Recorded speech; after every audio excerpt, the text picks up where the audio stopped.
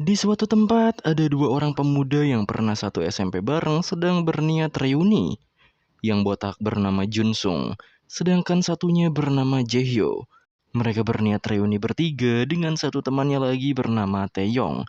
Tapi Taeyong kagak bisa ikut kali ini.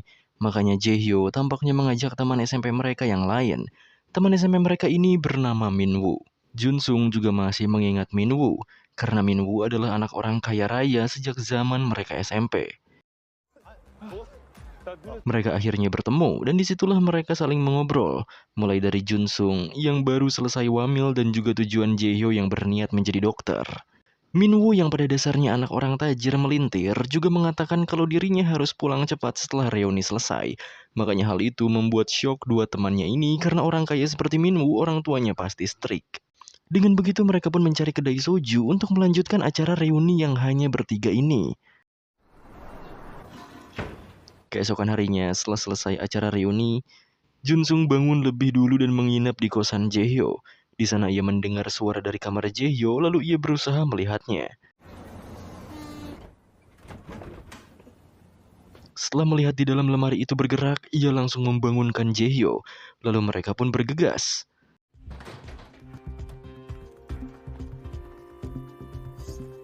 Setelah selesai, Junsung langsung mengeluarkan Minwoo yang ternyata mereka sekap. Tapi sebelum itu, kita kembali ke adegan 12 jam sebelumnya, saat mereka bertiga reuni dan minum-minum. Minwoo tampaknya lebih mabuk daripada dua rekannya ini. Awalnya mereka berpikir tidurnya Minwoo sangat wajar, apalagi kabarnya ayah Minwoo meninggal beberapa tahun lalu. Pastinya ia stres. Mereka juga mengobrol berdua soal diri mereka masing-masing, mulai dari Junsung yang memutuskan daftar wamil lebih awal. Saat itu Junsung kerja sambilan dan rekan kerjanya selalu menatap HP sendirian. Di situ ia bertanya pada rekan kerjanya yang ternyata ia sedang bermain judol. Disitulah Junsung mulai mencoba dan disitulah awal hidup Junsung mulai hancur. Awalnya memang dikasih menang, tapi akhirnya ia kehilangan segalanya dan memutuskan untuk berhenti. Apalagi ia juga sampai meminjam uang untuk bermain permainan busuk itu, sampai memiliki utang puluhan juta won yang jika dirupiahkan sampai ratusan juta. Bahkan setelah ia kabur dengan cara daftar wamil, ia tetap dikejar tukang rentenir lintah darat sampai berniat mengambil organ di tubuhnya karena tak bisa membayar utang-utangnya.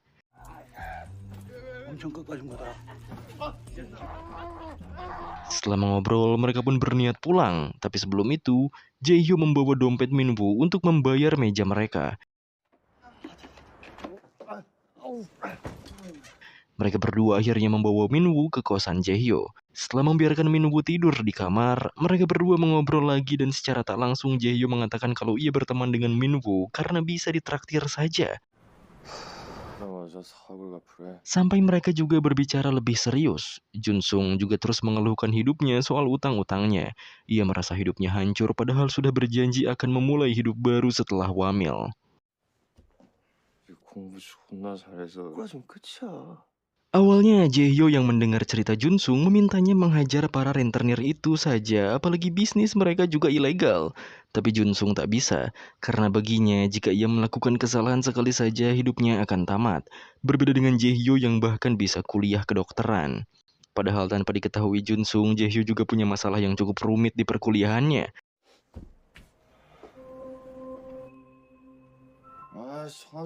Saat mereka sedang merenung, tiba-tiba suara telepon berdering yang ternyata milik si Minwoo. Setelah HP-nya diambil oleh Jaehyo, Jaehyo memberitahu kalau yang menelpon adalah ibunya Minwoo. Sontak, Junsung baru ingat kalau Minwoo harus pulang sesuai jam yang ditentukan. Bahkan ia berniat mengantarnya dengan taksi. Tapi berbeda dengan Jaehyo, tampaknya ia memikirkan sesuatu yang gila.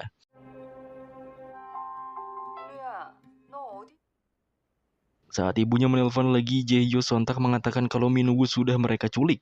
Jika tak mau anaknya meninggal, maka si ibu harus memberikannya 1 miliar won atau setara 12 miliar rupiah. Junsung yang mendengarnya malah tertawa dan menganggap candaan Jaehyo keterlaluan. Tapi Jaehyo tampaknya serius melakukan penculikan dadakan ini. Makanya Junsung panik dan berusaha merebut HP-nya agar bisa menghubungi ulang ibunya Minwoo. 진심이라고. 범죄가 미친 새끼야. 그리고 Mereka juga beradu argumen karena polisi pasti datang dengan cara apapun. Menurut Jae-hyo, polisi tak akan bisa melacak mereka jika ponselnya dimatikan. Tapi Jun-sung memberitahu ada banyak kamera pengawas di penjuru kota. Walau begitu, akan tetapi sulit bagi polisi mencarinya. Apalagi Jae-hyo masih ingat kalau mereka membayar cash di bar dan naik taksi secara acak. Jin-sung masih tak terima, ia akan melaporkannya sendiri pada polisi sekarang. Tapi menurut Jae-hyo, jika Jun-sung menghubungi polisi, maka ia akan dianggap kaki tangannya. 이미 좆됐어, 씨발. 좆됐으면 나는. Jun-sung semakin bingung, ia terus memaksa meminta ponsel Min-woo padanya dan mereka terus ribut di kosan yang sepi itu.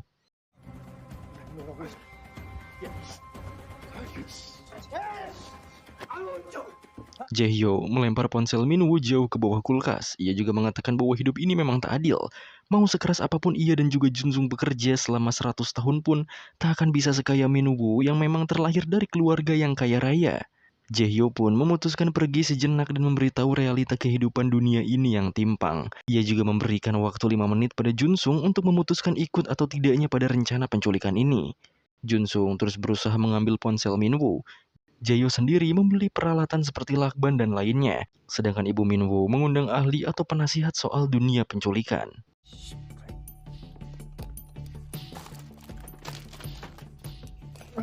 Jun-sung akhirnya mendapatkan ponsel itu, tapi sayangnya baterainya habis. Sementara itu, ibu Min-woo diberi 2 pilihan oleh sang ahli, melaporkannya pada polisi atau menanganinya secara pribadi.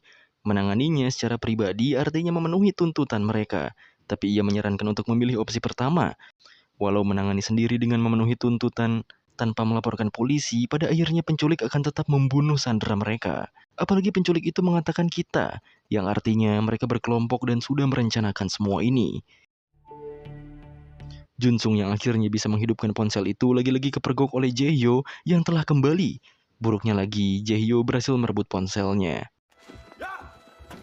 연락 올 씨발. Ia juga langsung mengikat Min-woo yang terkapar dengan lakban. Ia juga mengirimkan potret Min-woo pada nomor ibunya lagi. Saat Jun-sung berhasil membuka pintunya dan berusaha menghentikan Jae-hyo, sandera mereka malah bangun dari tidurnya. Mereka berdua pun tak bisa apa-apa, bahkan mengeluarkan suara sedikit pun ketika Min-woo mulai bergerak. 여기.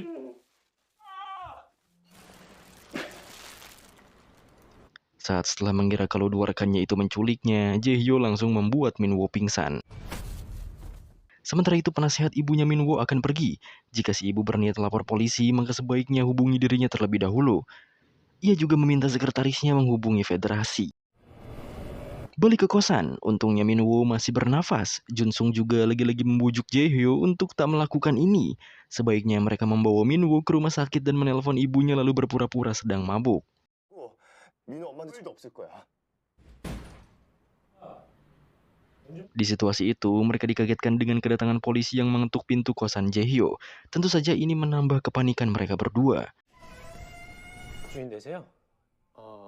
Terpaksa Jae-hyo membukanya. Ternyata kedatangan polisi itu karena laporan dari tetangga kalau unit di sini ada keributan. Maka dari itu Jae-hyo cukup menjelaskan kalau ia sedang berdebat dengan rekannya. Polisi itu pun meminta izin untuk mengecek kosannya. 쟁 수준이 아닌데. Setelah masuk, mereka melihat keadaan kosan yang berantakan. Satu polisi juga masuk ke kamar dan berniat mengecek lemari yang di dalamnya ada Min-woo.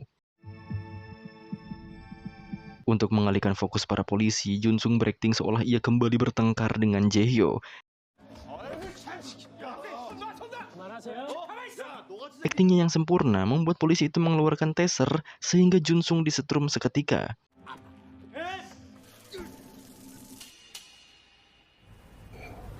Tetangga yang melapor adalah pasangan muda. Yang paling kepo adalah cowoknya bernama Chul. Ia mengaku melihat 3 pria masuk ke kosan itu dan berharap ada kasus pembunuhan untuk jadi bahan wawancara kekasihnya ini di perekrutan kepolisian nanti. Kekasihnya ini bernama An. Saat ada suara lagi, Chul langsung melihat mereka. Ada 2 pria yang dibawa oleh polisi di kosan itu.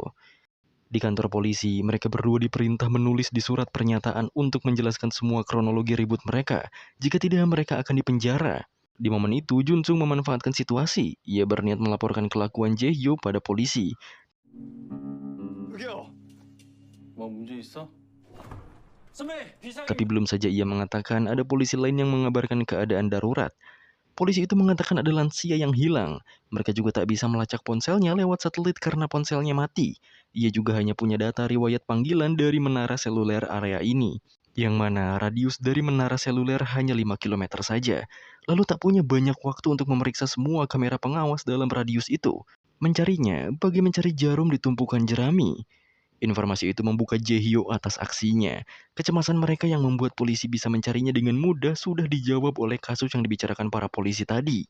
Seakan rencana Jae-hyo akan benar-benar berhasil, karena para polisi akan disibukkan oleh hilangnya lansia ini karena putranya anggota dewan. Mereka membebaskan Jae-hyo dan Jun-sung dengan surat peringatan saja.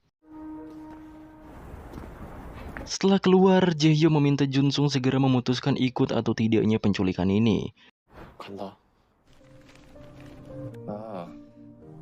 내 인생 Mengingat betapa buruk nasibnya, bahkan ketika ia selesai wamil dan berniat memulai hidup baru tapi malah terjun ke situasi yang sama, ia kembali pada Jae-hyo. Ia memastikan apakah Jae-hyo bisa melakukan semua ini tanpa ketahuan, dan juga apa yang akan ia lakukan pada Min-woo ke depannya. Dengan serius, Jae-hyo menjawab ia punya rencana. Balik ke masa sekarang, Jun-sung membuat Min-woo duduk selayaknya Sandra pada umumnya, sementara Jae-hyo memperingati Min-woo kalau ia telah jadi Sandra. Tentu saja untuk menyamarkan suaranya, ia menggunakan suara Google Translate. 너는 납치됐다. 내 품으로 돌려. 들었다면 보게. 지금 하나. Untuk memberi Sandra mereka kesempatan berbicara, mereka juga membuka selotip di mulutnya. Setelah dilepas, Min-woo tampaknya sudah tahu kalau Jun-sung lah yang menculiknya. 이준성. Min-woo jadi teringat masa SMP-nya. Saat SMP dulu, ayah dan ibunya yang kaya raya itu memberikan sebuah wejangan kuat bahwa ia dilahirkan dari keluarga yang bahkan lebih kaya dari orang kaya sekalipun. Makanya, Min-woo bisa tinggal di rumah bagus bahkan sekolah dan memiliki teman-teman yang baik. Tapi dunia ini tak diisi dengan orang-orang baik saja. Di dunia justru ada 1000 kali lebih banyak orang jahatnya daripada orang baik.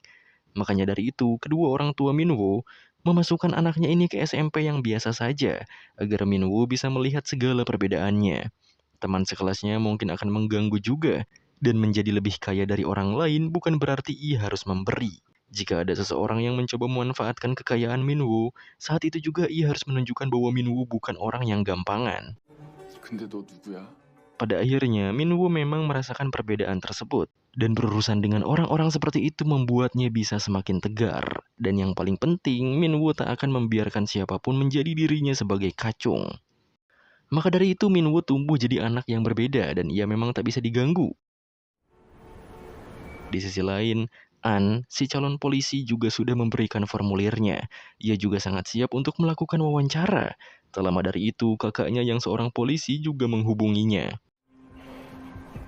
Balik ke Min-woo, ia masih merasa semua ini lelucon dan minta segera dilepaskan. Tapi Jae-hyo terus meminta Min-woo kooperatif karena ia serius berniat menculiknya. Buruknya lagi, Min-woo sadar kalau yang menculiknya juga Jun-sung. Lewat Google Translate-nya, Jae-hyo terus mengancam Min-woo agar tetap tenang. Tapi Min-woo malah terus berteriak melawannya. 마지막으로 말한다.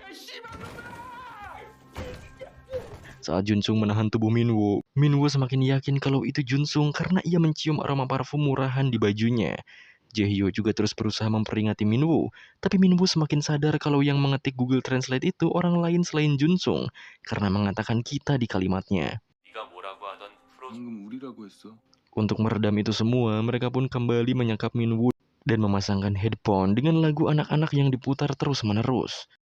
Ibu Min-woo tampaknya berniat menemui seseorang. Setelah sampai di lapangan bisbol, mereka juga dihadang oleh para bawahan seseorang yang ia ingin temui. Sampai akhirnya seseorang yang ingin ia temui datang. Ia adalah Direktur Huang. Setelah memberitahu kalau anaknya diculik, Direktur Huang hanya menyarankan untuk lapor polisi lalu memberikan kontak detektif yang bisa dipercaya. Ia juga meminta si ibu untuk tak menghubunginya lagi selain bisnis. Karena merasa terhina seperti itu, si ibu membalikannya. Jika Direktur Huang tak membantunya, ia akan langsung lapor polisi. Nantinya, ia juga akan memberitahu mereka bahwa Direktur Federasi Bisbol Pemuda menjalankan operasi taruhan olahraga ilegal yang bekerja sama dengannya. Setelah kepergian si ibu, Direktur Huang langsung meminta tangan kanannya segera mencari tahu perihal putra ibu itu dan segera tangani. Jika tidak, bisnis ilegal mereka terancam. Balik ke kosan, saat Junsung pusing langkah selanjutnya, Jae-hyo bisa-bisanya berniat pergi ke kampus saat ini, padahal Sandra mereka tahu betul siapa yang menculiknya. Tapi Jae-hyo yakin semakin lama Min-woo akan mempercayai mereka. Untuk waktu di mana mereka akan meminta 1 miliar won itu, Jae-hyo akan menunggu beberapa hari dulu. Karena pasti ibu Min-woo berada di posisi dilema sekarang. 저기요. Saat Jae-hyo keluar area kosan, ia berpapasan dengan Chul. Chul menanyakan soal keributan semalam di mana polisi datang ke sana. Ia juga mengakui kalau yang mendatangkan polisi adalah ulahnya karena kamar Jae-hyo berisik. Bukan itu saja, ia mengatakan kalau semua yang dilakukan Jae-hyo terdengar di kamarnya. Tentu saja Jae-hyo cukup panik saat Chul menjelaskannya detail, tapi Jae-hyo mengecohnya dengan berbohong kalau temannya juga menangis kencang. Si Chul yang memang tak mendengar malah berpura-pura mendengarnya, yang artinya Jae-hyo aman karena Chul hanya berasumsi saja. Diam-diam Junsung juga mengikuti Jae-hyo. Jae-hyo pergi ke sekolah kedokteran dan memasuki ruangan administrasi. Setelah ia mengisi formulir banding terhadap kedisiplinan, ia berniat memberikan formulir itu, tapi kata petugas di sana, ia harus mendapatkan cap dari profesor. Walau awalnya tak terima, Jae-hyo akhirnya berusaha mendapatkan cap itu. 이상. Ia berusaha mendapatkannya dari seorang profesor, tapi sang profesor itu mengabaikannya dengan alasan tak membawa capnya. Untungnya, ia memberanikan diri melawan dan memaksa sang profesor memberikan capnya. Makanya ia terpaksa memberikan cap itu di ruangannya. Belum cukup sampai di situ, Jae-hyo menanyakan sesuatu. Di sana ia mengakui kalau dirinya melakukan kecurangan, tapi ada siswa lain yang melakukannya juga.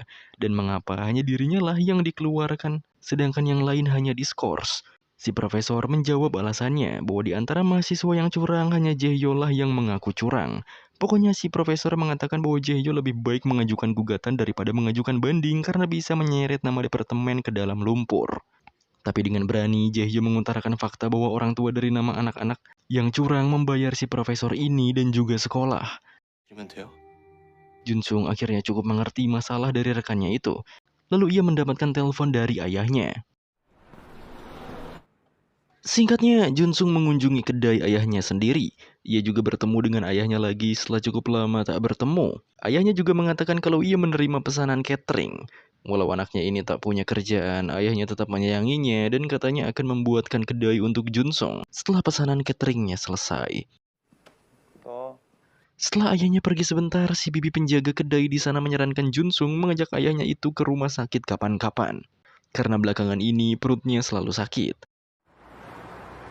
Di sisi tangan kanan Direktur Huang yang bernama Yong, ia dan anak buahnya terus menyelidiki. Mereka menemukan kalau kartu kreditnya digunakan di kota Hyosong untuk taksi dengan plat yang sudah terdeteksi oleh kartu kreditnya. Setelah itu, tak ada transaksi lagi.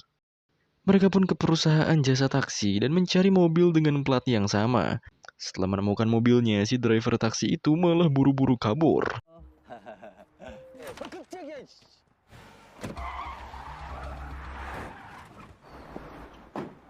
Setelah dihentikan oleh Yong, si driver ternyata menganggap mereka adalah tukang penagih utang. Awalnya driver itu tak mengetahuinya, tapi setelah Yong memberikan penawaran melunasi hutangnya, ia bisa menjawab jujur.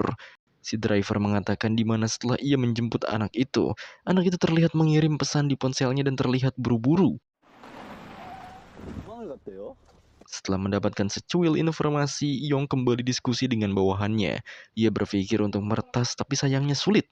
Tapi bawahannya itu menyarankan agar mereka mencari anak itu di tempat terakhir ponselnya mati, yaitu si Lim Dong. Apalagi tempat itu banyak mahasiswa yang ngekos di sana. Melihat foto di mana Min-woo disekap, sepertinya itu ide bagus. Yong terus berpikir jika dihubungkan dengan informasi si driver, kemungkinan Min-woo bertemu temannya. Di kosan yang sepi, musik anak-anak itu mulai berhenti karena lag. Min-woo bisa kembali tenang dan bergerak sedikit. Di sana ia berusaha merobek plastik yang menutup wajahnya dengan ujung buku yang cukup tajam. Pada akhirnya, ia bisa melihat walau hanya dengan satu matanya saja. Ia juga sedikit demi sedikit mendobrak pintu lemari itu, dan ia bisa melihat jaket universitas yang digunakan Jae-hyo sebelumnya. Di kampus, Jae-hyo juga sedikit berpapasan dengan anak-anak yang berlaku curang juga. Hubungan mereka juga tak baik sehingga Jae-hyo juga sinis dan meninggalkannya. Di sisi lain, An yang telah menyelesaikan log patrolinya sedikit berbincang dengan polisi di kantor itu. Polisi itu mengeluh karena seharusnya ia libur hari ini, tapi bukannya libur, tapi malah banyak kasus. Bahkan malam tadi pun ia harus menembak taser kepada dua pemuda yang berkelahi dan memborgolnya ke kantor. An semakin penasaran dan tahu dua pemuda yang dimaksud. Ia juga mengatakan bahwa seharusnya ada 3 pria di kosan itu, tapi Pak Pol tersebut mengaku hanya menemukan 2 pria saja. Malamnya, ketika An kembali jadi petugas magang, ia melihat CCTV kosannya. Ia langsung menghubungi kekasihnya yaitu si Chul untuk memeriksa rekaman CCTV kosannya. Tentu saja, Chul menuruti karena kosannya itu milik ibunya si Chul sendiri. Di malam itu juga, Junsung kembali lebih cepat ke kosan Jae-hyo, sedangkan Jae-hyo mampir ke telepon umum. Tentu saja, Jae-hyo menghubungi ibunya Minwoo lagi sebagai anonim. Junsung sendiri baru sadar kalau komputernya nge-lag. Ia juga terkejut karena pintu lemarinya terbuka sedikit. 신고하지 말란 말. Jae-hyo kembali mengingatkan ibunya Minwoo untuk tak lapor polisi agar anaknya baik-baik saja. Jae-hyo juga meminta 1 miliar won agar disiapkan esok hari. Tapi kata penasehatnya, mereka harus mengulur waktu selama mungkin. Makanya si ibu memberikan estimasi 2-3 hari. Sementara itu, Junsung yang mengecek keadaan Sandra di lemarinya dibuat panik. Selain plastiknya robek, Minwoo mengatakan bahwa ia butuh sesuatu. Saat Junsung bertanya kembali lewat Google Translate-nya, ternyata Minwoo membutuhkan obat sampai kejang-kejang. Junsung benar-benar panik. Ia terus menghubungi Jae-hyo. Secara kebetulan, Jae-hyo mengangkat telepon Junsung di dekat An yang sedang berpatroli. Ia yang berlari itu membuat An semakin curiga dengan tingkah lakunya. Saat sampai di kosan, Jae-hyo melihat Minwoo tanpa plastik di wajahnya. Minwoo juga menyapanya dengan baik. 자, Di momen itu, Junsung jadi teringat 5 tahun yang lalu. Saat mereka masih SMP, mereka juga bermain bola bersama. Saat Minwoo menjadi kiper, entah mengapa ia diam saja lalu tiba-tiba pingsan. Singkatnya, mereka berdua ke klinik kesehatan untuk membeli obat. Di sana, Junsung juga berusaha menjelaskan apa yang ia ingat pada Jae-hyo, tapi ia benar-benar tak mengingatnya sama sekali. Makanya Jae-hyo merasa bahwa Minwoo hanyalah berakting saja. Apalagi Junsung malah memutuskan sendiri membuka plastik di kepalanya. Junsung membela, jika ia tak melakukan itu, maka bisa-bisa Minwoo mati karena penyakitnya. Situasi sekarang berbeda. Janji yang awalnya tak menyakiti Minwoo bisa berubah karena Minwoo telah mengetahui wajah mereka yang menculiknya. Di sisi lain, An dan Chul melihat rekaman CCTV soal tetangga mereka. Mereka bingung karena saat masuk kamar mereka bertiga, tapi sampai sekarang yang pernah keluar kamar itu hanya 2 orang saja. Kalaupun orang ketiganya tak keluar sampai sekarang, harusnya polisi yang ngecek kemarin bisa menemukan orang ketiganya. Mereka juga berbohong dan mengaku hanya berdua. Pikiran An semakin liar. Bisa saja 2 orang itu membunuhnya atau memutilasinya sampai polisi yang ngecek tidak menemukannya. Karena semakin janggal, ia berniat ke kantor polisi langsung. Sementara itu, ibu Minwoo ke bank dan menarik uang untuk menebus anaknya. Di sana, ia juga ditanyai oleh penyelidik atau inspeksi keuangan. Ia ditanyai agar si ibu bukan jadi target penipuan, pemerasan, atau pengancaman dengan cara penculikan. Mendengar penculikan, ia berpikir ulang, tapi tetap menjawab tidak.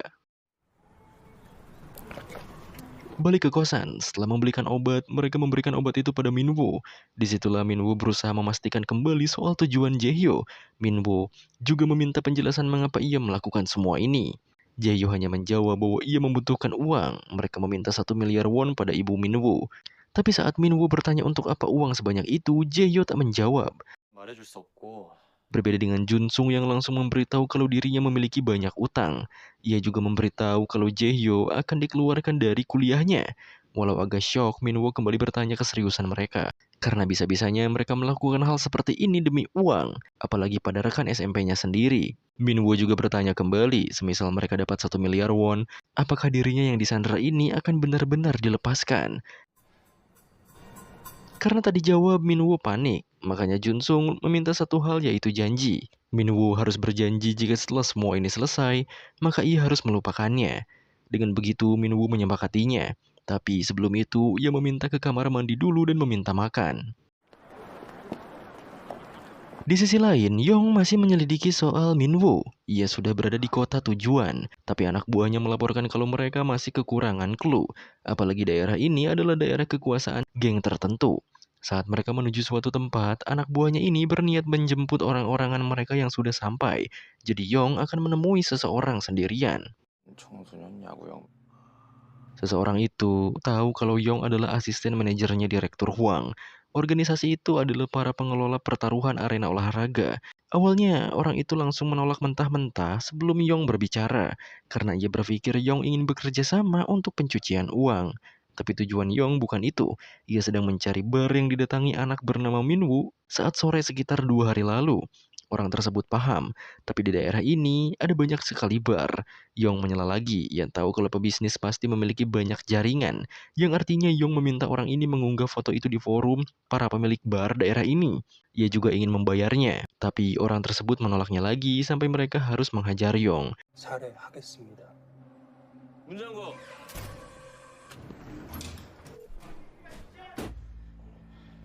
Saat anak buah Yong dan komplotannya datang, mereka dikejutkan dengan bos mereka yang telah menghajar antek-antek pemilik bar tersebut sendirian. Balik ke kosan, di sana Junsung memutuskan untuk pulang sejenak memeriksa kediamannya. Sebelumnya, Jaehyo menanyakan bagaimana Junsung tahu soal masalah perkuliahannya. Tentu saja, ia menjawab kalau sebelumnya ia mengikuti Junsung karena mencurigakan. Jaehyo juga mengatakan dengan serius, kalau sepertinya mereka harus membunuh Minwoo saja karena tak ada cara untuk memastikan jika Minwoo bisa dipercaya menjaga rahasia. Tentu saja sekarang mereka kembali berdebat. Jika mereka telah mendapatkan uangnya dan melepaskan Minwoo begitu saja, mereka tak bisa mempercayai Minwoo yang akan tutup mulut seperti yang Junsung bayangkan. 이기 전에 우리 친구야. 대체 먹여. Di sisi lain, An dan Chul melaporkan soal kejanggalan itu. Tapi polisi belum bisa menerimanya karena ia sendiri sudah memeriksa kalau di dalam kosan itu hanya ada 2 orang. Mereka juga disibukkan dengan laporan kebisingan 5-6 kali per malam. Karena ada laporan baru, polisi itu juga meminta mereka membawa bukti yang kuat agar bisa diproses. Singkatnya, mereka pun beristirahat di minimarket. Di sana, An melihat kasir yang memberikan plastik pada customernya. Lalu di rekaman CCTV itu, tetangganya juga membawa kantong plastik yang bisa saja anggapan mutilasinya benar. Maka dari itu, An langsung ngecek CCTV di minimarket tersebut dan menurut penjelasan kasir, orang yang dimaksud membeli hampir seluruh peralatan seperti lakban dan lainnya. Tentu saja ini semakin menguatkan bukti mereka. An pun meminta Chul untuk mendapatkan kunci ganda kosan tetangga mereka pada ibunya Chul sebagai pemilik kosan.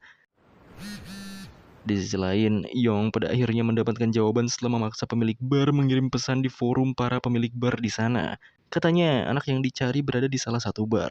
Saat melanjutkan pencarian anak itu dan sedikit lagi menemukan jawaban, Yong dihubungi oleh Direktur Huang dan memerintahkannya untuk tak peduli pada anak itu, karena yang harus mereka awasi adalah ibunya saja. Tak lama, bawahan Yong yang sudah menyelidiki bar mendapatkan informasi kalau Minwoo sepertinya bertemu 2 temannya. Salah satu temannya menggunakan jaket Universitas Sungjin. Sayangnya, tak ada CCTV di bar itu. Ia juga menyarankan untuk menyisir universitas itu. Di sisi lain, Junsung yang pulang ke kediamannya langsung dibegal oleh para rentenir. Ia tertangkap dan berniat dibuang dari lantai atas itu. Untungnya, Junsung bisa melawan.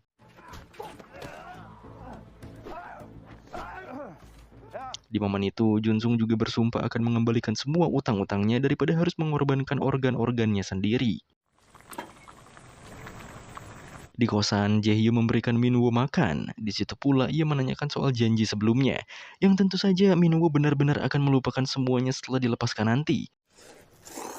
Karena masih kelaparan, Minwoo meminta seporsi lagi, tapi makanan mereka sudah habis. Jadinya Minwoo meminta kuahnya saja. Setelah dibawakan kuahnya saja, Minwoo bersyukur itu bukan mie goreng. Ia pun langsung menyiram kuah panas itu pada wajah Jae-hyo dan berusaha kabur dari sana.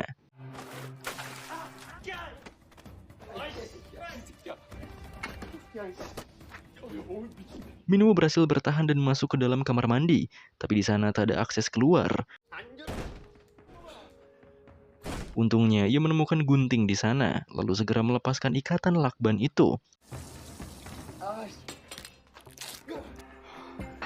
Setelah lepas, ia berniat keluar dari kamar mandinya lalu menyiapkan serangan pada Jae-hyo.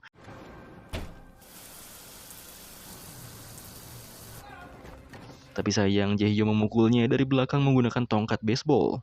지랄이야, 씨. Di kamar sebelah, An tampak pusing walau sudah mendapatkan kunci ganda kamar tetangganya. Ia juga mendengar sesuatu yang keluar dari kamar tetangganya itu. Dan setelah diperhatikan, ternyata Jae-hyo terburu-buru keluar entah kemana. Disitulah ia mengambil kesempatan untuk masuk ke dalam kamarnya. Dalam keadaan itu, Jae-hyo juga membeli palu di toko, sementara An berniat masuk ke kamar pemilik kosan ini. Saat masuk, ia melihat percak merah di dinding dan suara di dalam lemari. Namun Jae-hyo keburu sampai dan segera masuk ke kosannya. Karena kagak keburu buat kabur, ia tak sengaja menyaksikan di mana Jae-hyo berniat melukai sandranya dengan palu yang ia beli.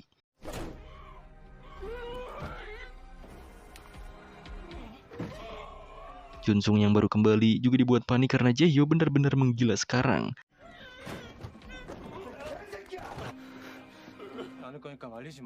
Junsung menghentikan aksi gila Jae-hyo. Ia juga dibuat terkejut karena Jae-hyo menunjukkan wajahnya akibat disiram oleh Minwoo. An yang jadi saksi keributan ini langsung bergegas pergi diam-diam.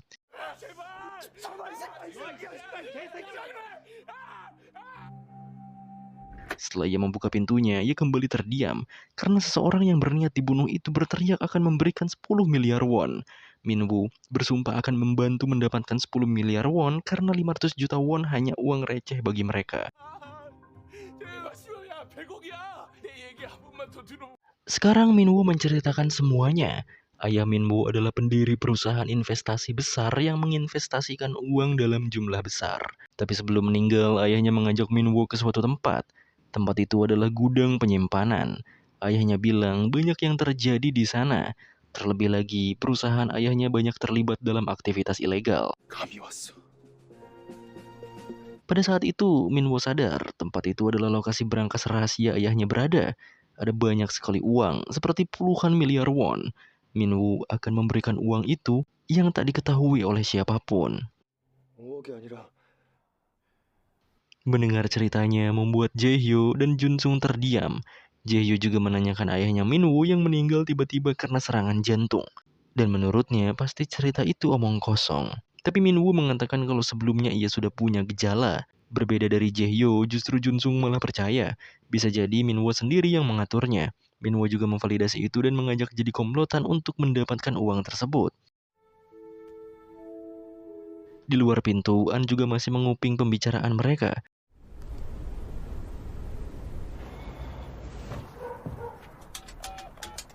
Pada malamnya, Jae-hyo menghubungi ibu Minwoo kembali untuk menyiapkan uang itu esok hari. Ibunya Minwoo setuju dan akan pergi seorang diri.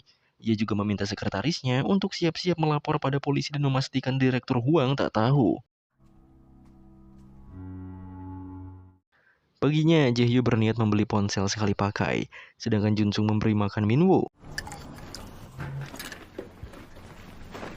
Junsung mengatakan kalau mereka harus mencoba mencari berangkas yang dikatakan Minwoo. Tapi Jae-hyo malah pergi karena ada kelas hari ini. Setelah kepergian Jae-hyo, Junsung semakin pusing dan terus memastikan kebenaran berangkas itu pada Minwoo. Lalu ia memasukkan Minwoo ke dalam lemari lagi.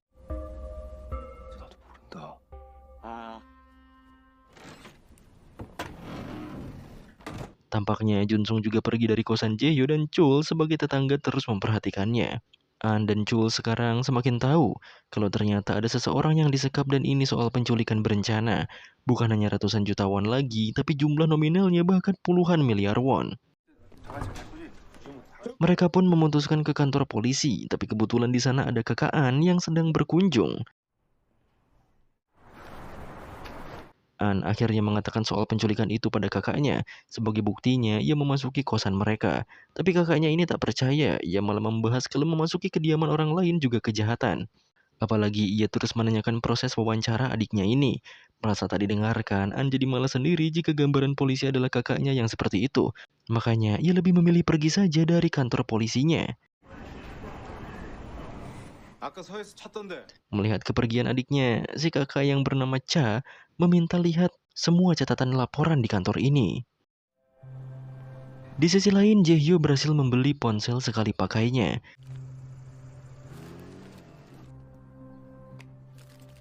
Sementara itu, Junsung memasuki sebuah tempat rongsokan sesuai ucapan Minwoo sebelumnya.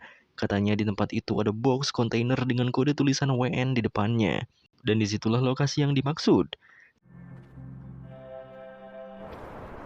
Setelah lama mencarinya, ia pun menemukan kode yang dimaksud, tapi box kontainer itu digembok. Ia juga ketahuan oleh sang penjaga tempat itu, lalu diajak ke kantornya. Di sana, si penjaga menanyakan tujuan Junsung ke sana. Jika Junsung ingin menyimpan atau menitipkan sesuatu, seharusnya sejak awal ke kantornya saja. Junsung melihat ada semacam senjata api di sana. Ia pun berusaha menanyakannya lagi soal bisa atau tidaknya ia menyimpan barang pribadi di sana semacam berangkas. Dan penjaga itu mengiyakannya, bahkan memberitahu bahwa box kontainer tadi juga telah dijadikan berangkas pribadi oleh customernya. Disitulah sepertinya Junsung semakin percaya ucapan Minwoo benar. Di sisi lain, ibu Minwoo siap menyerahkan uang 1 miliar won-nya.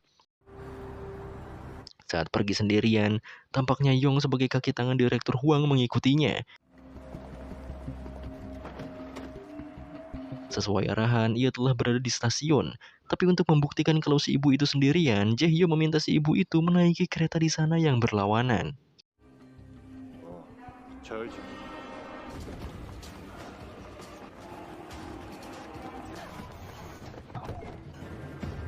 Setelah naik, Jae-hyo memerintahkan ibu itu turun di stasiun selanjutnya. Pokoknya, ia merancang sedemikian rupa agar para pengikut si ibu itu kehilangan jejaknya. 종로 3가역으로 장소 바꿔요. 5호선으로 착해요. 그러다 놓칩니다. Ia terus mengacak rute naik dan turunnya dari kereta. Setelah mengacak-ngacak rutenya, akhirnya Jae-hyo berhasil membuat si ibu sendirian. Ia juga berada di dekatnya saat itu. Dan tugas selanjutnya adalah menaruh koper berisi uang itu di atas rak kereta selanjutnya, lalu meninggalkannya di sana. Saat Jae-hyo sudah masuk, si ibu diam saja. Makanya Jae-hyo turun lagi dari keretanya.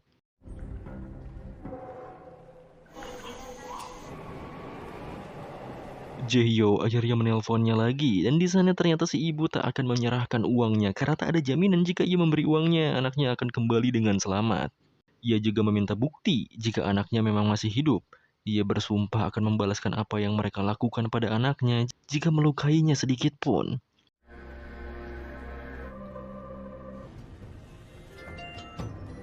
Karena suara stasiun itu berbunyi, otomatis masuk ke telepon Jae-hyo dan dengarkan oleh si ibu. Yang artinya si ibu tahu kalau penculiknya anaknya yang berada di tempat yang sama. 네, 사모님 찾았습니다. Ketika Jae-hyo kabur di area itu, ia sempat mendengar ucapan dari segerombolan orang yang mengatakan kalau mereka tak menemukan si penculik itu. Yang berarti, si ibu itu tak datang sendirian.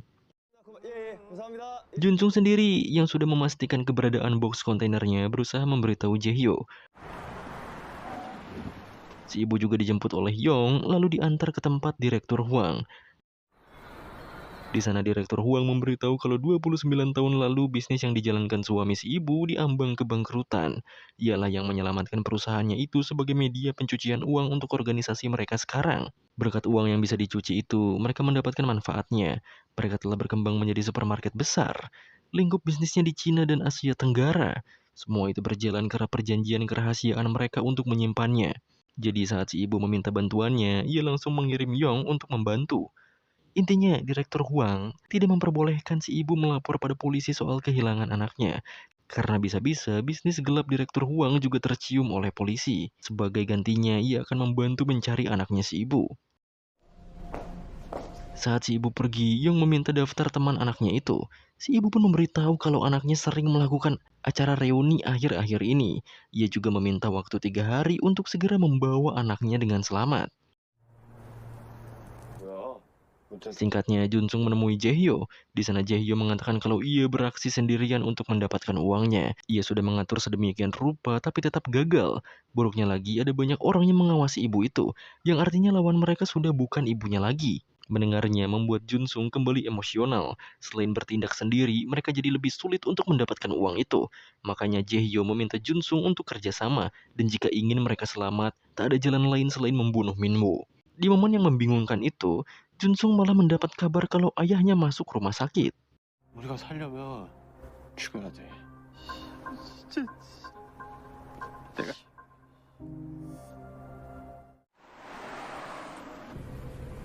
수술을 받아가 갑자기. Setelah Junsung memasuki rumah sakit, di sana sudah ada saudarinya yang menangis. Ia mengatakan kalau si ayah organ dalamnya sudah membusuk.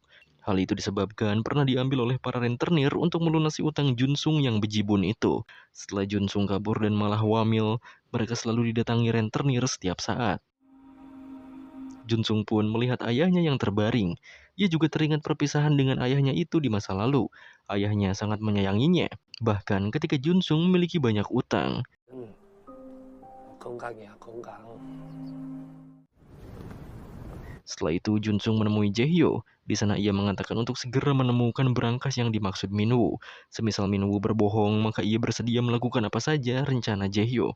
Jaehyo akan memberikan waktu 3 hari, dan mereka pun akhirnya akan bekerja sama secara serius. 나한테 3일밖에 없어. 이틀이면 돼.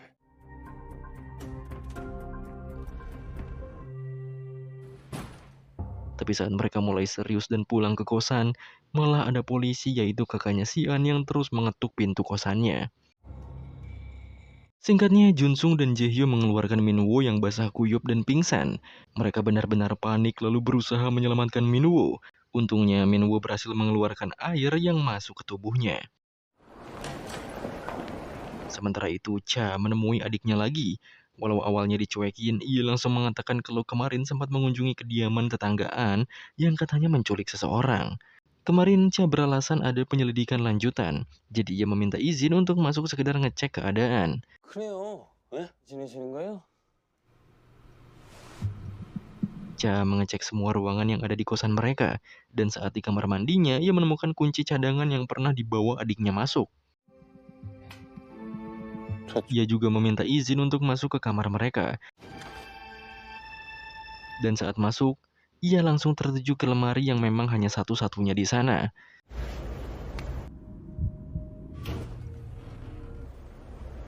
Tapi saat dibuka, ternyata tidak ada apa-apa di sana. Jaehyo juga meminta polisi itu untuk segera menyelesaikan pemeriksaan karena sudah larut. Tapi saat Cha hendak pergi, ia mendengar sesuatu. Saat ia ke ruangan satunya, ternyata di sana hanyalah suara mesin cuci yang memutar secara keras. 맞잖아요, 수평이. Untungnya, Cha kagak curiga sama sekali. Ia malah menyarankan dua pemuda itu untuk memanggil tukang agar memperbaiki mesin cuci mereka yang tidak rata. Makanya dari itu, Cha memberitahu pada adiknya ini kalau di sana memang tak ada apa-apa. Ia juga memberikan kunci cadangan kamar itu padanya dan meminta adiknya untuk fokus saja wawancara calon polisi. Cha juga malah menertawai kesaksian adiknya ini yang katanya mendengar keributan parah di ruangan itu. Tapi ia tetap menganggap mereka sedang bercanda, jadi seakan kesaksian adiknya ini tak bisa dipercaya. Ujung-ujungnya mereka ribut lagi dan An meminta kakaknya ini untuk tak menghubunginya sampai mati. 제발 그만 좀 해라 좀. 죽을 때까지. 내게 납치. Di sisi lain, tangan kanan Yong bernama Toja. Toja mengatakan belum ada kabar dari para penculik itu lagi. Ia juga memberikan daftar teman-teman Minwoo. Ada 30 teman sekelasnya dan 70 teman alumninya. Tentu akan sangat membutuhkan waktu jika mencari satu-satu. Makanya Toja memberikan ide cemerlang, yaitu hipnotis. Mereka harus menghipnotis ibunya Minwoo untuk menyelidiki hal-hal yang belum ibunya itu sebutkan. Tentu ini jadi saran konyol, tapi layak dicoba.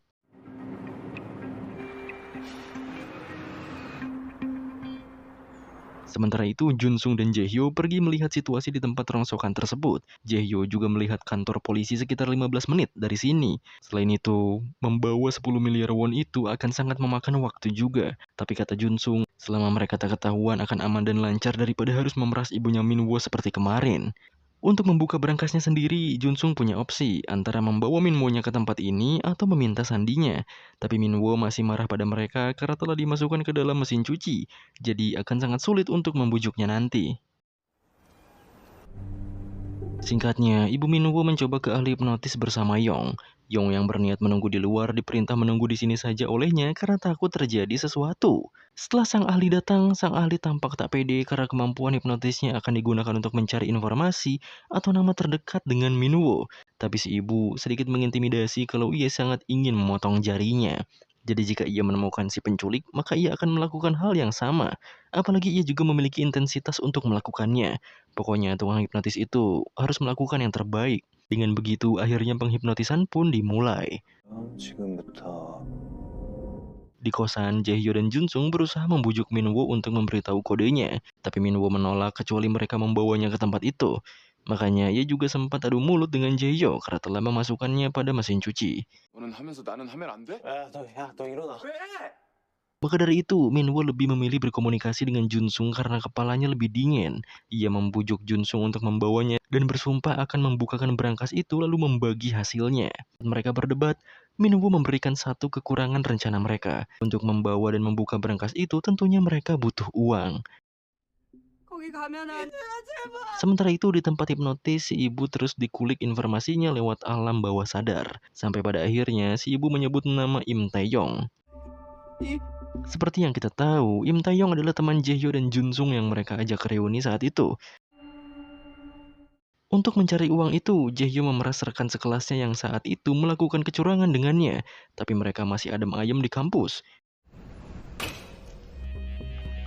Karena mereka menolak, Junsung keluar dan mengintimidasi mereka. Mereka ingin 2 juta won per orang. Di sisi lain, An sedang melakukan wawancara kepolisian. Awalnya wawancaranya sangat mulus, tapi pertanyaan terakhir membuatnya tak bisa menjawab. Pertanyaannya itu adalah soal keputusan yang akan diambil oleh An dalam situasi korban dan dirinya sebagai polisi yang terancam. Disitulah ia diam dan sulit untuk menjawab. 죄송합니다. Jaehyo akhirnya bisa menyiapkan keperluan mereka termasuk mobil rongsok. Di tempat yang sama, An juga hendak pulang ke kosan sembari mengabari Chol kekasihnya. Disitulah An kembali curiga karena tetangganya membawa koper yang sangat besar dari mobil bekas itu. Mereka juga sempat saling menatap. Di kosan, Junsung kembali mengencangkan ikatannya pada Minwo. Minwo juga berusaha mencari topik, mulai dari kapan Junsung dekat dengan Jaehyo ataupun mengatai Jaehyo bahwa ia psikopat sebenarnya. Tapi Junsung malah mengira Minwo menghasut dirinya agar ada perpecahan di antara mereka. Tak lama Jaehyo datang membawa koper besarnya. Disitulah ia mengatakan kalau Minwo harus masuk ke dalam kopernya. Junsung akhirnya memberi solusi. Mereka akan melepas ikatan pada kaki Minwo, dan sebagai gantinya Minwo harus masuk ke dalam koper. Tapi Minwo tetap tak mau, dan malah memprovokasi Jaehyo. Junsung yang berusaha menenangkan Jaehyo membuat Minwo memiliki celah untuk diam-diam mencuri sebuah palu di belakangnya. 심지어 옷도 입히자 그래서 옷도 입히고. 하면 되잖아. Agar pencuriannya tak ketahuan, ia pura-pura melerai mereka dan mengalah untuk masuk ke dalam koper. Di sisi lain, Toja dan sekretaris ibunya Minwo mengintai di apartemen Im Taeyong. Saat Taeyong lengah, Toja langsung menyekap Taeyong dan memintanya nurut agar tak dibunuh. 아니 그 분리. 자, 아순치. Setelah dilepas, Taeyong malah banyak tanya sampai akhirnya sang sekretaris memukul kepala Taeyong dengan lampu. Akhirnya Taeyong mau menjawab pertanyaan. Ia hanyalah teman sekelas saat SMA saja. Tapi sekarang Taeyong belum bertemu lagi. Katanya beberapa hari yang lalu mereka berencana berkumpul tapi acaranya dibatalkan. Toja menanyakan siapa saja yang berkumpul. Dan Taeyong menjawab kalau Jaehyo dan Junsung lah yang ikut acara itu. Karena tak tahu soal Junsung, pada akhirnya ia memberitahu lokasi kediaman Jaehyo. Setelah mendapatkan informasi itu, mereka langsung ke sana. Tak lupa mengabari Yong untuk membawa pasukannya. Balik ke An, ia yang bersembunyi kembali melihat Jae-hyo dan Jun-sung yang membawa kembali koper besar itu dengan kesulitan. Di sana ia juga berniat menggunakan motor untuk mengikuti mereka. Saat kelompok Yong menuju ke lokasi kediaman Jae-hyo, mobil yang dibawa Jun-sung malah sulit untuk diparkirkan. Dengan berpacu dengan waktu, akhirnya Yong dan lainnya sampai. Tapi Jae-hyo dan Jun-sung telah membawa Min-woo pergi. Lalu mereka juga langsung mendobrak kosannya. Sampai pada malamnya, mereka telah lelah menunggu. Mereka menunggu sang penjaga tempat itu pulang. Setelah melihat sang penjaga pulang, mereka langsung bergegas mengeluarkan Min-woo dan berusaha masuk lewat area yang tak terdeteksi. An yang mengikuti juga masih bisa melihat jejak mereka yang menuju ke suatu tempat. Ia benar-benar terkejut karena dugaannya benar kalau mereka memang bertiga. Mengingat soal wawancara siang tadi mengenai situasi di mana nyawa korban dan nyawanya sebagai polisi terancam, tampaknya ia akan melakukan sesuatu. Jun-sung berusaha memotong besi kawat pagar area tempat itu dan mereka berhasil masuk ke sana.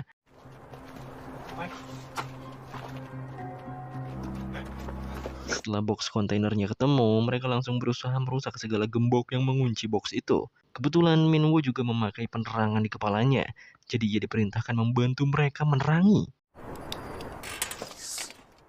Di momen mereka berusaha membuka rantai dan gemboknya, tampaknya Min-woo bersiap mengeluarkan palu yang sudah ia sembunyikan di balik bajunya. Jae-hyo yang membutuhkan palu itu malah menuduh Min-woo mencurinya, yang tentu saja Min-woo membantah. Saat ada kesempatan yang bagus, Min-woo pun mengeluarkan palunya dan mendekati mereka.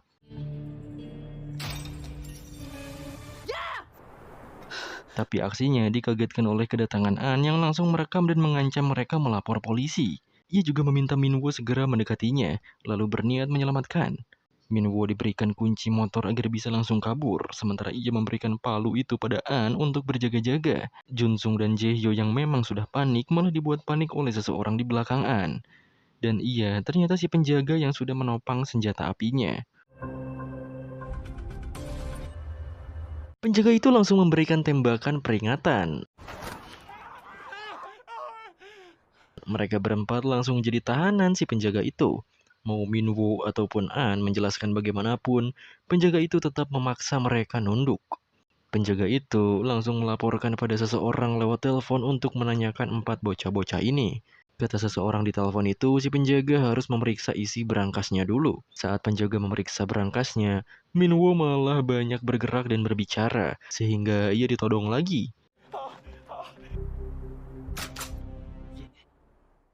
Si ibu akhirnya mengunjungi di mana Yong menemukan Min-woo diculik. Tapi di sana hanyalah ada bukti beserta sisa-sisanya saja. Sekretarisnya juga memberikan hasil pemeriksaan CCTV di kosan itu. Hasilnya menunjukkan kalau 2 orang yang diduga penculik itu membawa koper besar ke dalam sebuah mobil. Disitulah si ibu akhirnya geram dan meminta sekretaris beserta Yong dan semua pasukannya terus menyelidiki mereka. Di tempat berangkas, si penjaga mendapat kabar kalau ia diperintah membunuh para penyusup itu. Soal mayatnya nanti ada yang datang dan mengurus. Disitulah 4 bocah-bocah ini panik dan memberikan penjelasan. Di situasi yang sempit itu, Min-woo mengatakan kode berangkasnya. Berangkas itu adalah milik ayahnya sendiri dan perusahaan WN Partners adalah milik keluarganya. Si penjaga semakin bingung. Ia berusaha menghubungi seseorang lagi. Di saat penjaganya lengah, Jun-sung akhirnya berusaha melawan.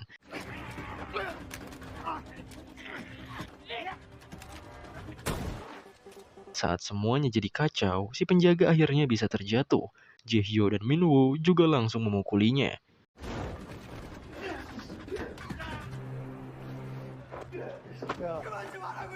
Jun-sung akhirnya menghentikan mereka, yang ternyata penjaga tersebut kemungkinan sudah tewas. Saat mereka hendak pergi, keadaan semakin buruk karena tanpa disadari Jun-sung sudah berdarah. Lebih kacaunya lagi, saat mereka melihat An, wanita itu sudah kejang-kejang dan mengeluarkan darah yang sangat banyak. Saat Jae-hyo berniat mencari sesuatu untuk menekan pendarahan pada An, ia melihat pintu berangkasnya terbuka. Tapi ia harus lanjut membantu wanita itu karena sudah sekarat. Dan pada akhirnya An tak bergerak dan tewas begitu saja.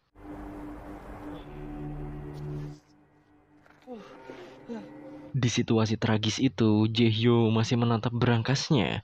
Ia pun langsung masuk ke berangkas itu yang isinya banyak sekali uang.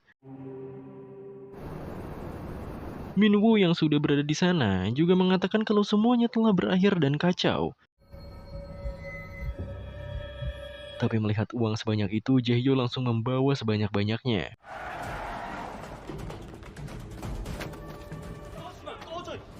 Disitulah Min-woo berusaha menghentikan Jae-hyo, tapi ia malah diseret ke dalam mobil dan tetap dijadikan sandera. Jae-hyo juga meminta Jun-sung untuk bangkit dan segera pergi dari sana. Di sisi si ibu juga terus meminta Yong bergerak. Ia juga meminta Yong memahami perasaan seorang ibu sepertinya. Mungkin Yong tak memiliki anak, tapi pasti Yong punya orang tua. Mendengarnya, Yong malah menjawab bahwa ia tak memiliki orang tua dan bahkan tak pernah mengenalnya, tapi ia akan terus mencari Min-woo. 어떻게 도망치려고 했는데 Balik ke Min-woo, ia menjelaskan pada Jae-hyo dan Jun-sung bahwa sebenarnya ia berbohong. Tak ada berangkas seperti itu yang ia tahu, yang jelas mereka tak boleh menyentuh uang itu, karena uang itu milik orang yang sangat berbahaya, dan jika mereka tertangkap pasti terjadi sesuatu pada keluarga mereka. Mendengar soal keluarga, Jun-sung emosi dan memarahi Min-woo. Seharusnya ia mengatakan itu sejak awal. Ujung-ujungnya mereka bertiga ribut sampai Jae-hyo turun dari mobil. 핸드폰 내가 엄마한테 전화해야 돼. Min-woo juga terus memaksa Jun-sung untuk memberikan ponsel agar ia bisa menelpon ibunya, tapi Jun-sung menolaknya. Min-woo pun menangis. Ia takut ibunya kenapa-kenapa setelah mereka mencuri uang itu. Jae-hyo pun datang dan mengatakan kalau ia sudah memesan kamar. Ia juga segera merampas ponsel itu dari Jun-sung dan menghancurkannya. Yong dan bawahannya akhirnya ke tempat berangkas sesuai laporan dari penjaga. Toja juga menjelaskan kalau di sana hanya ada kematian seorang wanita saja. Identitasnya tak penting, tapi anehnya di tanda pengenal wanita itu menunjukkan kalau ia tinggal di kosan yang sama dengan Jae-hyo. Lebih tepatnya, ia adalah tetangganya. Ada kemungkinan ia komplotan dari Jae-hyo itu sendiri. Sayangnya tak ada CCTV di sini, karena mereka sendirilah yang melarang adanya CCTV di sini. Walau begitu, Yong tetap meminta Toja mengerahkan semua bawahannya untuk segera terus melakukan pencarian. Dan ternyata, si penjaga masih hidup walau sudah berdarah-darah. Di hotel, Jae-hyo berusaha meluruskan. Ia meminta Min-woo menjelaskan semua yang ia tahu. Min-woo pun menjelaskan kalau pemilik uang itu sering disebut direktur Huang di lingkungan mereka. Asetnya mencapai triliunan. Tapi ini bukan sekedar sindikat dengan banyak uang. Mereka bisa membunuh tanpa mengedipkan mata. Artinya, jika mereka tertangkap bisa langsung mati. 뭐라고? Jae-hyo malah berpikir kalau ini malah bagus. Mereka bertiga sudah jadi komplotan. Mereka akan terus ke selatan menjauhi Seoul dan akan kembali lagi kalau keadaannya mereda. Ia juga terpaksa membawa Min-woo untuk jaga-jaga agar Min-woo tak melapor polisi atau ibunya. Apalagi mereka memiliki uang 20 miliar won. 안 챙겼지. Jun-sung masih ragu. Ia mengatakan satu detail yang bisa membuat mereka tertangkap, yaitu ponsel wanita yang mati sebelumnya. Di ponsel wanita itu ada rekaman mereka. Jae-hyo malah terbawa emosi lagi. Menurutnya sekarang sudah tepat dan sesuai kemauan Jun-sung. Mereka dapat uang dan tak membunuh Min-woo. 돈까지 생기고 네가 죽인 게 아니잖아 왜 갑자기 Jun-sung akhirnya merenung di mobil sendirian. Ia juga mengobati lukanya sendiri.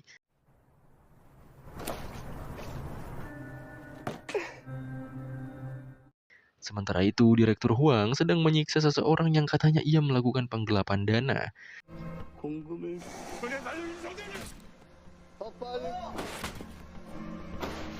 Yong akhirnya melapor kalau Min-woo masih hidup. Tapi kabar buruknya, berangkas mereka dicuri dan sepertinya si penculik Min-woo itu yang melakukan. Disitulah Direktur Huang malah berpikir kalau semua ini adalah ulah ibunya Min-woo sendiri. Ada kemungkinan kalau ia merekayasa semua ini untuk melakukan pencurian itu. Saat Yong mengatakan kalau mungkin memang benar ada penculikan, Direktur Huang tak menerima opininya. Ia tak peduli soal anak itu lagi dan meminta Yong membawa ibu itu besok pagi. 하지 말고 내가 직접 얘기할 테니 Di hotelnya, TV terus dinyalakan untuk memantau berita. 발견된 데에서 10대 형제 중 한동훈 이상. Jae-hyo juga melepaskan ikatan Min-woo agar ia bisa mandi sejenak. 볼 일이 없거든 Pada pantauan beritanya, Jae-hyo merasa kalau wanita yang dibunuh itu memang benar-benar diurus oleh orang-orang itu. karena berita tak memberitahukan apa-apa. Disitulah Jae-hyo berbicara serius dengan Jun-sung bahwa sepertinya Min-woo akan membebani mereka ke depannya. Bisa saja Min-woo menikam mereka dari belakang dan tak bisa dipercaya, tapi Jun-sung tak peduli ucapan Jae-hyo. 다 씻었어. Setelah selesai mandi dan gantian dengan Jae-hyo, Min-woo menyalakan hair dryer dan berbicara dengan Jun-sung. Min-woo mengajak Jun-sung pergi dari Jae-hyo dan pulang ke rumah ibunya saja. Ia juga berjanji akan memberikan 20 miliar won untuk Jun-sung. Soalnya ini bukan soal apa-apa, tapi soal orang-orang yang mereka lawan. Mereka sangat menakutkan dan hanya ibunya saja yang bisa melindungi mereka berdua. Karena dengan begitu, Jun-sung bisa menyelamatkan ayahnya dan Min-woo bisa menyelamatkan ibunya juga. Di sisi ibunya Min-woo, ia dikabari sekretarisnya kalau Yong dan lainnya tak bisa melacak para penculik itu. Awalnya si ibu acuh pada kabar buruknya, lalu tak lama ia pingsan di kamarnya sendiri. Pada malam harinya, saat mereka tidur, Min-woo bangun dan berniat kabur sendiri, tapi kakinya malah ditahan.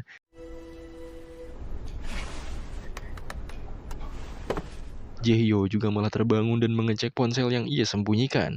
Ia mendapatkan pesan lalu diam-diam pergi setelah mengecek Min-woo dan Jun-sung tertidur. Min-woo jadi penasaran, ada satu ponsel yang Jae-hyo sembunyikan padahal sebelumnya sudah Jae-hyo hancurkan sendiri. Nyatanya Jae-hyo menghubungi seseorang di sana. Sayang, Min-woo tak bisa membuka alat yang menahan kakinya sampai Jae-hyo kembali. Dan diam-diam Jun-sung juga sebenarnya tidak tidur. Besoknya, Chul yang belum tahu kabar kekasihnya penasaran karena pesannya tak pernah dibalas. Bahkan ketika ia menghubunginya, An tak mengangkatnya sama sekali. 그 의대생 걔가 그냥 Tak lama, ibunya Chul yang memiliki kosan itu memberitahu kalau penghuni yang kuliah kedokteran itu kayaknya punya urusan sama rentenir sampai kosannya digeledah. Disitulah Chul langsung sadar bahwa kekasihnya pasti ada sangkut pautnya dengan kejadian yang ibunya itu katakan. Saat ia mendatangi kosan An yang kosong, kakaknya An menghubungi Chul. Ia mengabari kalau Su-an telah tewas. 들어왔나 봐요. 몰라! 아이가 죽었대. Berita pun mengabari kalau ada seorang wanita meninggal di sebuah bukit. Dan polisi menduga bahwa korban tertembak saat melintas di area perburuan terpencil itu pada malam hari. Singkatnya, si ibu terbangun dan menyadari dirinya sedang diinfus. Ia pun membuka infusannya sendiri sampai sekretarisnya datang dan memberitahu bahwa ia telah tertidur selama 5-6 jam. Padahal si ibu sudah bersumpah untuk tak tidur, makan dan minum sampai anaknya kembali. Jadi ia menyesal karena tubuhnya lemah. Sekretarisnya itu juga memberitahu bahwa si ibu kedatangan tamu. Saat dihampiri ternyata itu adalah Yong. Yong juga mengabarkan bahwa Direktur Huang ingin bertemu dengan si ibu. Di sisi lain, Cha sedang meratapi di mana adiknya itu ditemukan. Setelah menanyakan pada polisi yang mengidentifikasi, katanya di sana memang tempat berburu ilegal. Bahkan tempat ini seperti medan perang saat di siang hari. Jadi kemungkinannya tertembak saat berkeliaran di sini. Si ibu juga telah menemui Direktur Huang. Ada kabar baik dan buruk yang siap direktur itu berikan pada si ibu. Kabar baiknya, putra si ibu masih hidup dan baik-baik saja. Kabar buruknya, putra si ibu beserta kawannya telah membuat organisasi mereka dalam keadaan yang serius. Ia pun memberikan bukti rekaman CCTV pada si ibu yang menunjukkan anaknya beserta kawannya dalam sebuah mobil. Tanpa berkata apapun lagi, setelah melihat anaknya masih hidup, si ibu pergi begitu saja. 모를 수가 있나요? Direktur Huang pun agak kesal melihat perilaku si ibu yang ia hanya tahu soal anaknya saja. Padahal bisnis mereka bisa berantakan dan uang di berangkas juga telah dicuri. Disitulah Direktur Huang memutuskan untuk mencari anak itu lalu membunuhnya. Tak tanggung-tanggung ia juga akan membunuh si ibunya sekalian. Setelah pergi meninggalkannya, ternyata si ibu masih menunggu Yong dan menanyakan kelanjutan pencarian anaknya. Sehingga ia menjawab bahwa sebentar lagi akan ketemu karena mereka juga sedang melacak mobil target. Tak lama, Toja datang dan menginformasikan bahwa target ada di sekitar sini sedang berada di sebuah hotel. Akhirnya mereka pun memutuskan untuk ke sana sekarang juga. Di sisi lain, Jun-sung sedang memberesi mobilnya. Di sana Min-woo juga terus memberitahu Jun-sung bahwa Jae-hyo menyembunyikan satu ponsel tanpa sepengetahuan mereka.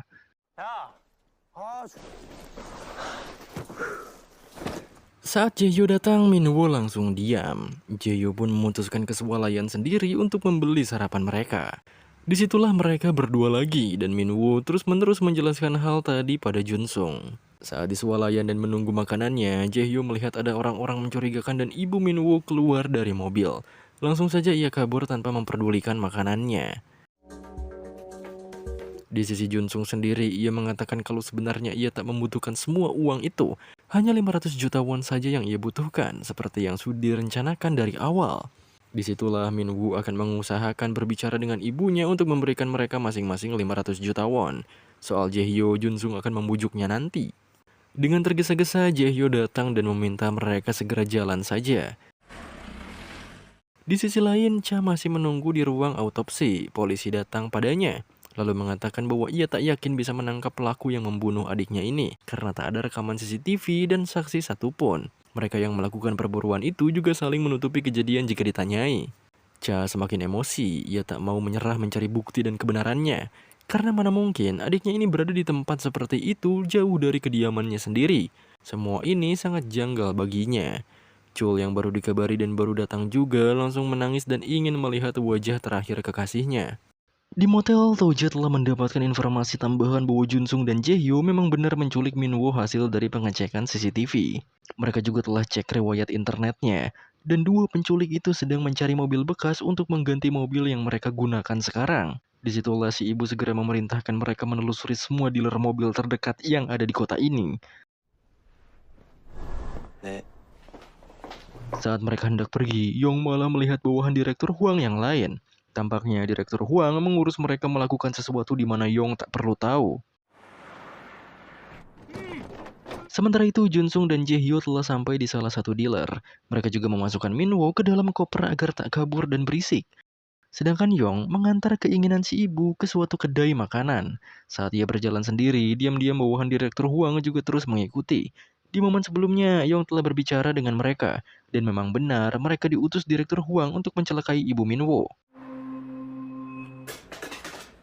Kedai yang dikunjungi ibu Minwoo ternyata kedai milik ayahnya Junsung. Ia mencari tahu banyak hal di sana dan berusaha mengobrol dengan pengurusnya. Saat ditanya di mana pemilik kedai ini, adiknya Junsung malah mengira si ibu adalah penagih utang. Apalagi baju yang digunakan sangat mewah, sehingga mana mungkin orang sepertinya makan di kedai seperti ini. Si ibu pun jujur, ia langsung menanyakan kakak dari pelayan ini.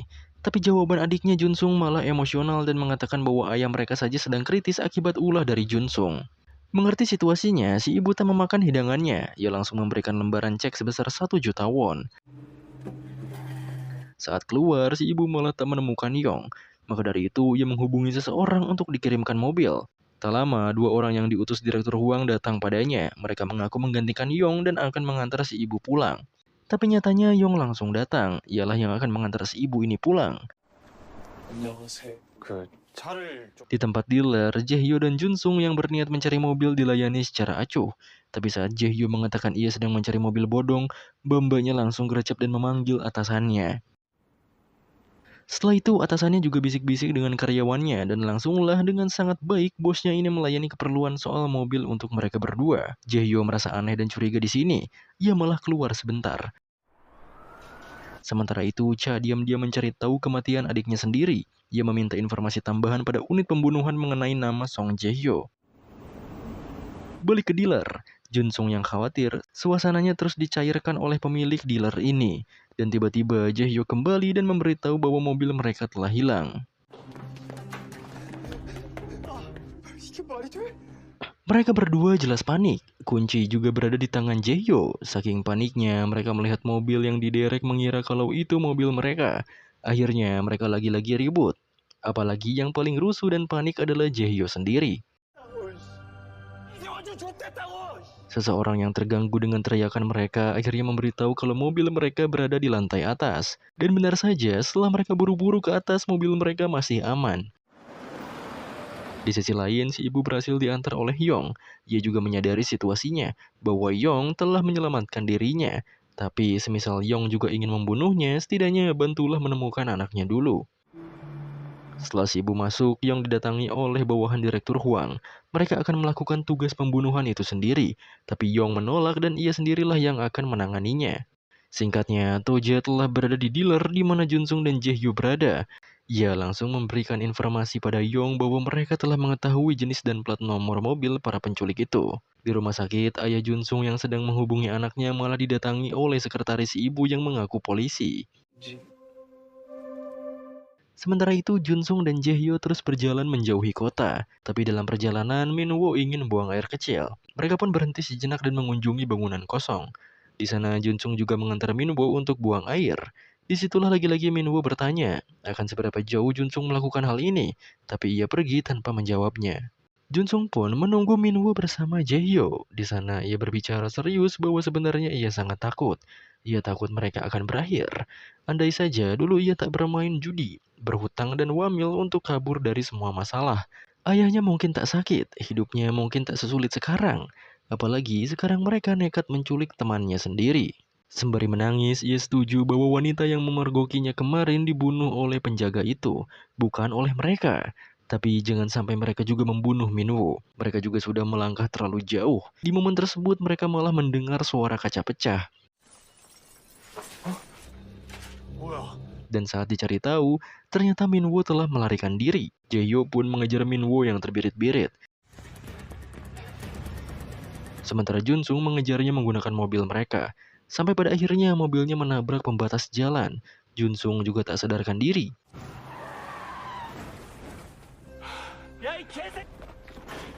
Jaehyo langsung menerjang Minwoo yang lengah sehingga terjadi baku hantam di antara mereka berdua.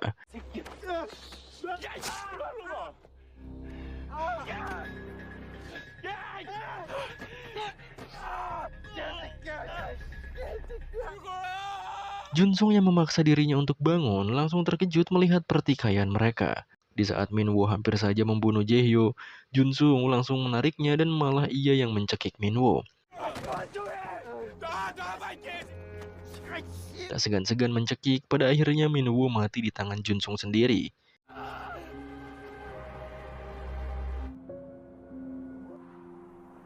Karena Junsung malah membunuh Minwoo, akhirnya Jaehyo membawa Junsung untuk segera kabur dari sana. Jaehyo berusaha menyadarkan Junsung yang tampaknya kena mental. Sampai-sampai ia membawa Junsung ke sebuah hotel untuk beristirahat. Disitulah ia menenangkan Junsung lagi. Ia mengatakan bahwa semua ini adalah kesalahan Minwoo, sehingga Junsung tak membunuhnya. Akhirnya Junsung bisa berbicara. Ia mengatakan bahwa dirinya merasa bersalah karena telah mengacaukan semuanya. Besoknya, Cha dan Chul bekerja sama menggali informasi untuk mencari kebenaran atas kematian An. Berkat Chul, mereka jadi tahu keberadaan terakhir ponsel An diaktifkan sebelum mati total, yaitu di area Akshan. Cha juga mengecek lokasi ponsel Jaehyo terakhir diaktifkan, yang ternyata ponsel mereka sama-sama berada di area Akshan. Artinya, mereka berada di lokasi yang sama dan pasti ada hubungannya. Di sisi lain, Yong dicecar pertanyaan oleh Direktur Huang. Mengapa Yong seakan menghalangi apa yang Direktur Huang lakukan pada ibu itu? Yong menjawab bahwa ia memiliki siasat. Terlalu terburu-buru jika langsung membunuh si ibu. Prioritas mereka adalah mencari uangnya dulu. Pokoknya ia berusaha meyakinkan Direktur Huang bahwa ia memiliki cara sendiri dan akan membereskannya di akhir. Junsung dan Jaehyo juga mulai keluar dari motel. Di situ, Jaehyo mengingatkan bahwa situasi sudah berubah setelah kematian Minwoo. Tapi sebelum lanjut perjalanan, Junsung ingin meminjam ponsel yang Jaehyo sembunyikan sendiri. Yang mana Junsung tahu ponsel itu untuk menghubungi ibu Minwoo dan profesornya. Tentu, Jaehyo kaget mengapa ia mengetahui soal ponsel ini, yang mana sejak awal ia sembunyikan untuk menyelesaikan masalahnya sendiri dengan profesornya. Makanya ia berusaha menjelaskan, tapi Junsung sudah tak peduli, ia hanya ingin meminjamnya untuk menghubungi ayah dan adiknya lalu melunasi utang-utangnya pada rentenir. Lalu setelah itu, mengajak Jaehyo keluar negeri meninggalkan negara ini, karena situasi semakin rancu dan sepertinya tak ada solusi untuk tetap berada di sini. Dengan begitu, Jaehyo meminjamkan ponselnya. Dengan syarat, rencana dan keputusan selanjutnya ia yang akan buat. Junsung akhirnya menghubungi rentenir. Setelah itu, menghubungi ayahnya kalau ia akan pergi sementara waktu. Ia juga akan menyimpan sesuatu di loker stasiun dan meminta adiknya untuk mengambilnya nanti. Ternyata setelah ayahnya Junsung menutup telepon, ada sekretaris si ibu di sana. Ia mengatakan akan membantu mencari Junsung sampai ketemu. Sekretaris pun langsung menginformasikan pada si ibu dan juga Yong bahwa penculik itu sedang menuju stasiun. Dan si ibu terhenti ketika rumahnya ada yang ngobrak-ngabrik. Ia penasaran, karena bisa saja itu perbuatan bawahan Direktur Huang. 민우야. Dengan keadaan yang sangat tak karuan, ternyata ia adalah Minwo. Disinilah Minwo akan menceritakan semuanya dari awal. Di sisi lain, Cha dan Chul ke lokasi di mana mayat An ditemukan. Di sana juga ada motor yang diduga digunakan An. Di dekat sungai mengalir itu, Cha melihat suatu kawasan yang mencurigakan. Dan setelah dikunjungi, ternyata itu adalah tempat di mana insiden asli terjadi. Cha juga melihat senjata api di sana, dan setelah dicek lubangnya, ada abu yang sepertinya senjata itu telah digunakan. Si penjaga yang babak belur akhirnya datang. Disitulah Cha sebagai polisi ingin mengetahui letak kawasan ini. Setelah ditelusuri semua, ia tak menemukan apapun. Yang ada hanya CCTV palsu yang tak bisa merekam. Penjaga juga beralasan bahwa mereka kekurangan uang untuk membeli CCTV asli. Jadi CCTV palsu itu digunakan untuk mengancam maling saja. Mereka berdua pun akhirnya mencari ponsel di dekat An ditemukan. Disitulah Chul melihat sesuatu di dalam sungai. Yang ternyata itu adalah ponsel An yang akan jadi kunci untuk menemukan kebenarannya. Di sisi lain, Jae-hyo memberikan waktu 3 jam untuk Jun-sung agar segera menyelesaikan urusannya. Dan dalam 3 jam itu, Jae-hyo akan mencari negara untuk mereka tinggali selanjutnya. Mereka berdua akhirnya berpisah, dan tentu saja Yong dan Toja sudah membuntuti mereka dari belakang. Jun-sung memasukkan sekantong uang ke dalam loker stasiun. Setelah itu, ia pergi ke tempat rentenir untuk melunasi utang-utangnya. Jae-hyo sendiri menunggu Jun-sung di tempat yang aman. Ia tiba-tiba mengingat bahwa Jun-sung pernah meminjam ponselnya itu. Di sana ia memiliki ide dan langsung menghubungi seseorang. Di markas para rentenir, bos rentenir akhirnya bertemu dengan Jun-sung lagi. Setelah dihitung, utang-utang Jun-sung juga selesai dan akan lunas. Tapi saat hendak pergi, ia malah ditahan bosnya. Tukang pengambil organ juga dipanggil. Disitulah si bos mengaku bahwa ia mendapat permintaan dari seseorang untuk mengambil organ Jun-sung dan membuangnya ke laut dengan bayaran fantastis. 내 친구가 좀 하게 해달라고. Permintaan itu berasal dari temannya sendiri yaitu Song Jae-hyo. Si bos akhirnya menghubungi Jae-hyo agar bisa berbicara dengan Jun-sung. Disitulah Jun-sung hanya mendengarkan ucapan Jae-hyo. Ia selalu mengiyakan dan memaafkan apapun yang Jae-hyo katakan. Tapi satu hal yang penting dari pesan Jun-sung, bahwa semua rencana itu terkadang tak akan berjalan sesuai keinginan. Jun-sung akhirnya dibawa paksa oleh para rentenir. Sementara itu, Toja sudah siap menghajar Jae-hyo sekarang.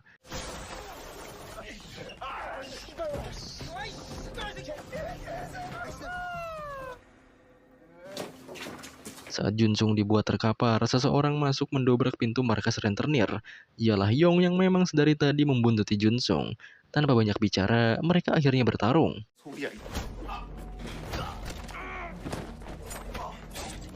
Setelah menghabisi bawahan rentenir, sekarang tinggal bosnya yang membawa pisau. 이준성 어디?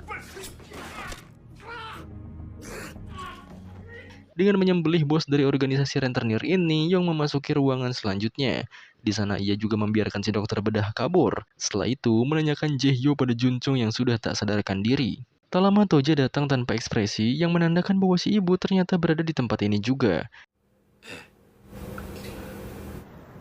Si ibu mengatakan bahwa yang bisa bermain kotor tak hanya Direktur Huang saja. Karena faktanya, Toja dan semua bawahannya adalah mata-mata si ibu yang lebih dulu tahu rencana-rencana Direktur Huang. Bukan hanya itu, si ibu mengatakan bahwa Yong sudah kalah. Apalagi markas Direktur Huang sudah ia bereskan sampai habis oleh sekretarisnya. Dengan begitu, si ibu akan ambil alih organisasi Direktur Huang dan mengubahnya menjadi Toserba. Sekretaris Kim juga telah membunuh Direktur Huang dan mengabari si ibu kalau semuanya telah selesai. Sekarang mereka tinggal menindaklanjuti soal 2 penculik Minwo ini. Karena si ibu ingin Minwo sendiri yang memutuskan dan menindak mereka sesuai keinginannya. 회장님. Minwo akhirnya kembali ke tahtanya lagi. Ia memerintahkan sekretaris Kim untuk menyiksa Song Jae-hyo. Jae-hyo disiksa dan diperlakukan sama saat ia memperlakukan Minwo.